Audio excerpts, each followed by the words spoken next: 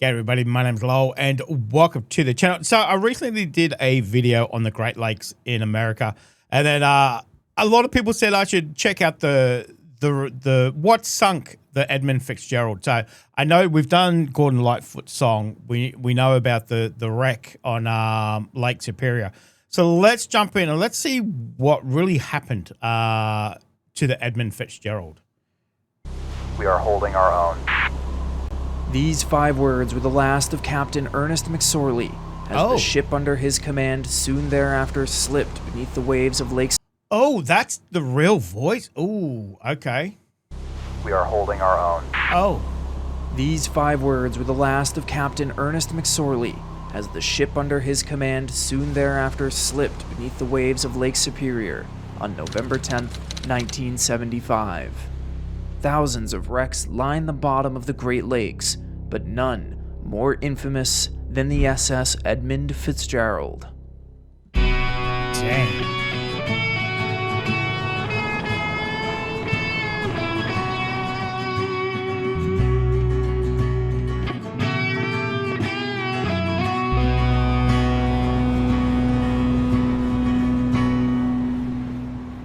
At 729 feet long, a beam of 75 and a depth of 39, the Fitz would be the largest laker built at the time of her construction in 1958. These dimensions were the maximum for a ship looking to use the locks of the St. Lawrence River to reach the Atlantic. However, the pride of the American side served a single mission: to shuttle taconite from the iron mines of Minnesota's Arrowhead to the steel mills that lined the eastern Great Lakes. Over the years, it carried out its mission handily, continuously breaking load records over its career. In 17 years, though never seeing the Atlantic, the ship had completed 748 round trips from the mines to the mills. However, trip 749 would prove to be ill-fated. The morning of November 9th, 1975 found the Edmund Fitzgerald in Superior, Wisconsin. Conditions were mild that morning with overcast and a slight 5-knot southeasterly breeze. 800 miles to the southwest, a trough in the upper atmosphere is beginning to eject northeast. This caused a surface low to develop over the southern high plains, which continued to deepen as it tracked northeast.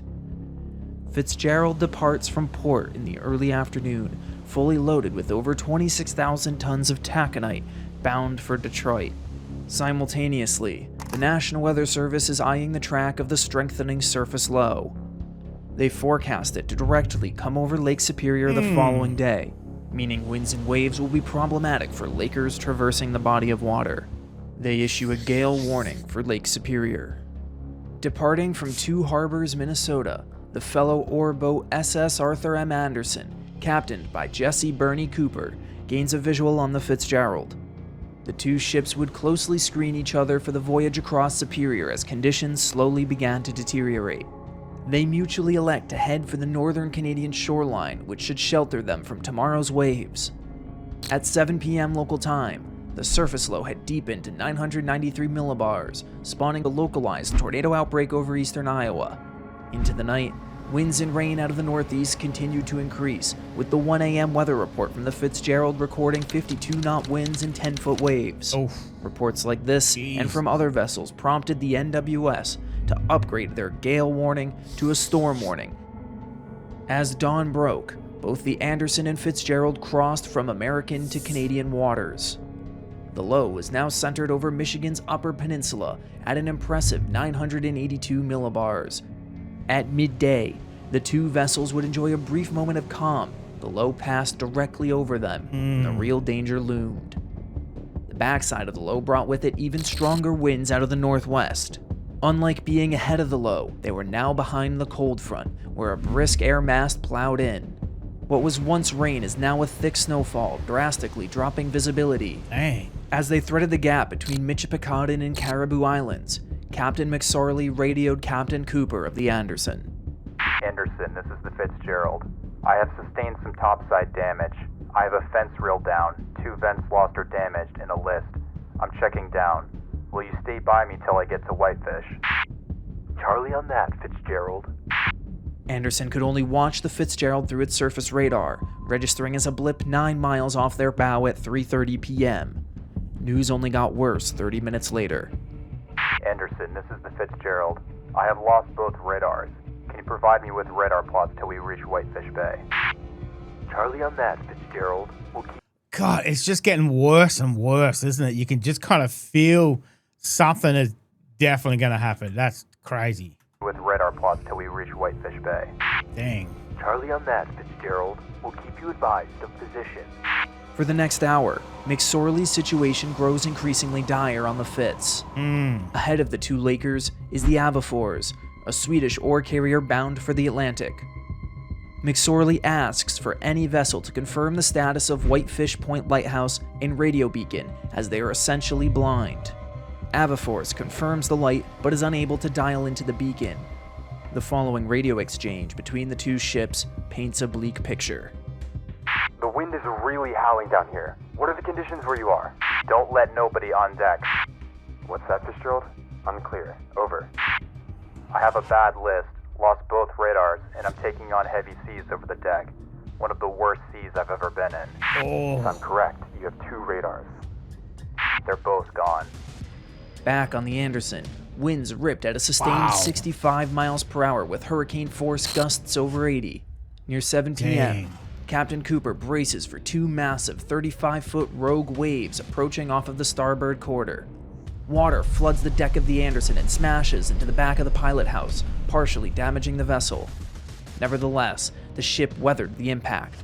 First Mate Morgan Clark then radios the Fitzgerald to check on their condition. Fitzgerald, this is Anderson. Have you checked down? Yes, we have. How are you making out with your problem? We are holding our own.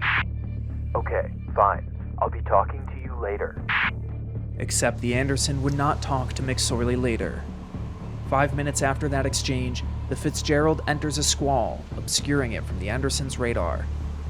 It never re-emerges, and a break in the precipitation reveals no lights coming from where the ship should be, prompting the Anderson to radio the Coast Guard.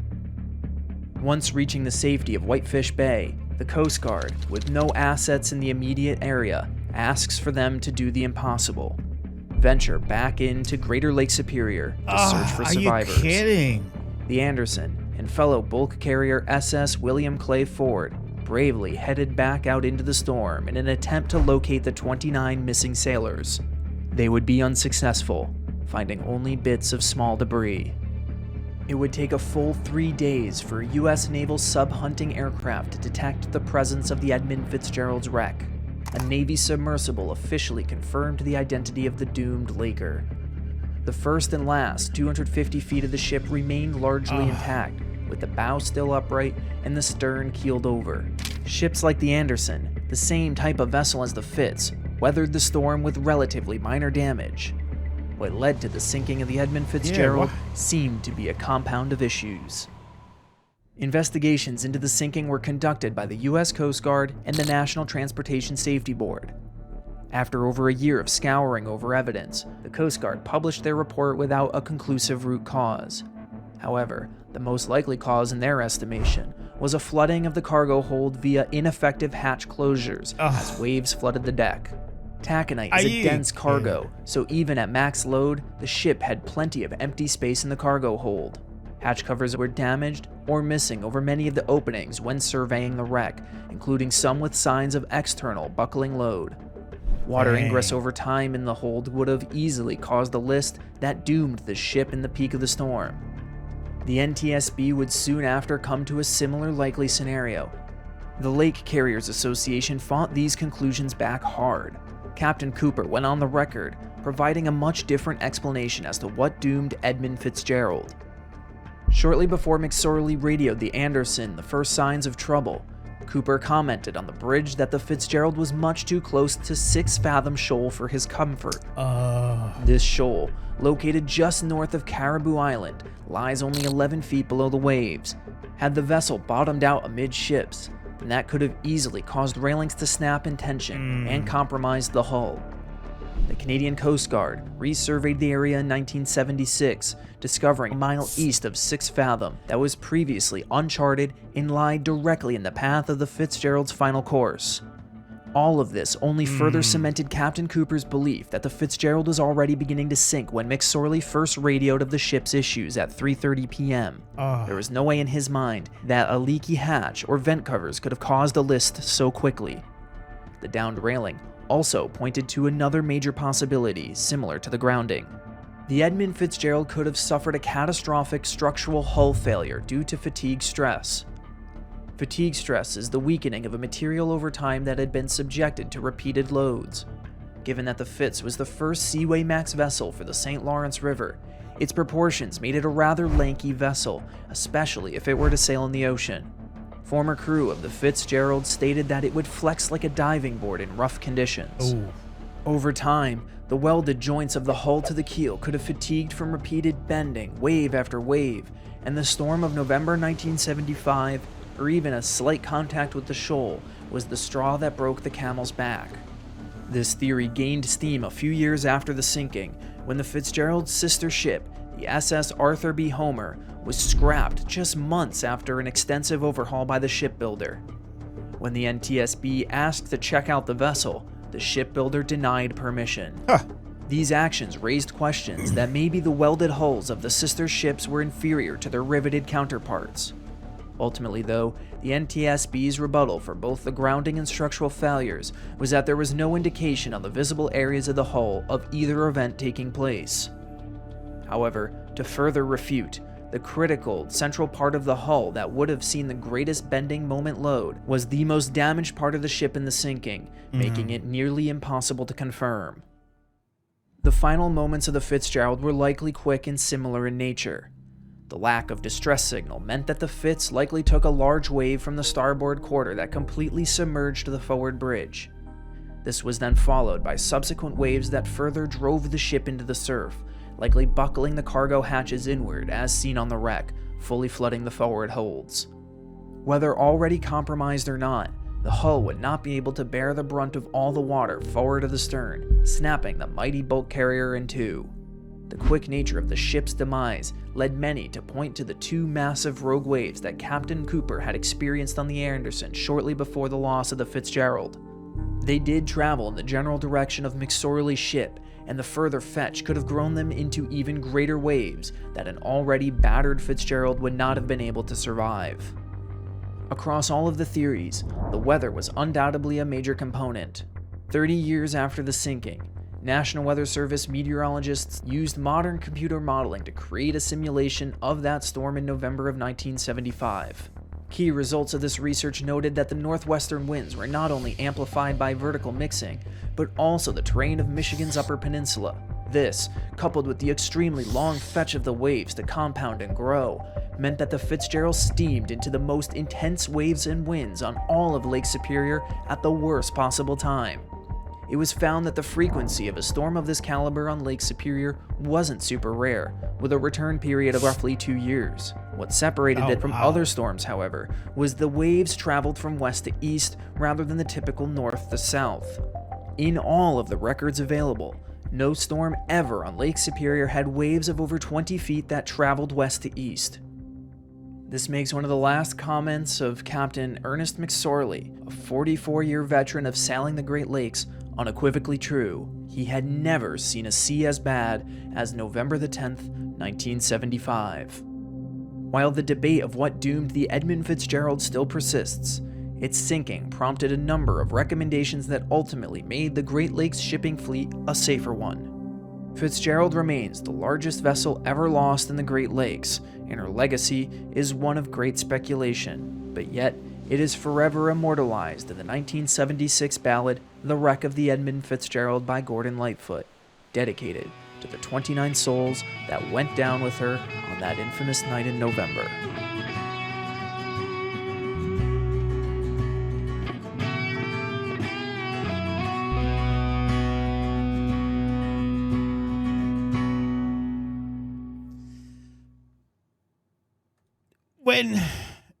When you think about it and you hear about all those things that could have happened,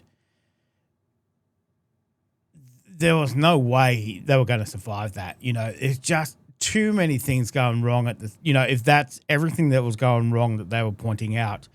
at that time. You know, that huge storm, the waves, the welding, just no radar, maybe hitting the shoal from the island. It's just like, oh my God, you know, just bad thing after bad thing, being in the wrong place at the wrong time, all of these things happening, and 29 men lost their lives. It's just like, dang, it's just, that's pretty scary. But as that captain said, you know, we're holding our own. We're fighting back. You know, we're doing what we can. Imagine being on that boat. Imagine being on that boat, those noises. You can't see anything because, you know, it's obviously dark and the waves and it's just be horrific. It would be horrific. And then obviously that point where the water just takes over is, I couldn't imagine it. Couldn't imagine it. It's just horrific to think about. And as I said, you know, obviously Gordon Lightfoot bringing light to it. And even generations later, you know, we're still talking about it. We're still pondering exactly what did happen, you know. And the legacy of those young men that went down on that ship won't be lost. You know, it will never be lost. So that was pretty scary. When they're talking, I'm just thinking, oh my God, what more can go wrong in this, you know, in this space of time? What more can go wrong? Horrific. I didn't know there were other boats on the water at the same time, that close as well. But that was interesting. The shipbuilder didn't let him inspect the ship. It's like, okay, what are you trying to hide? What are you trying to hide? You know, if you got caught with it, you know, put your hand up. Just do it. Put your hand up. Admit you're wrong. Whatever else. Obviously, it's going to cost you, you know, a bloody fortune. But man, I don't know if those types of ships still sail on it. I don't know if their obviously safety would be better than 1975, but man, that's pretty scary. There's a whole lot that went wrong on that day. And those poor souls that went down with that ship, never to be forgotten. That is for sure. Man, that is some scary stuff. That is a scary lake. As we found out when we did that Great Lakes video, it's a big lake as well. It has its own weather system. It is humongous. That's pretty scary. That's a pretty scary lake. So let me know if you enjoyed that one, guys. Thank you very much for joining us today. Make sure you stay safe, and I'll definitely see you in the next reaction video. Oh, you're still here? You want more content? Why don't you check out my Patreon down here? You'll get plenty more content and some exclusive videos over there too. If not, why not check out this one over here?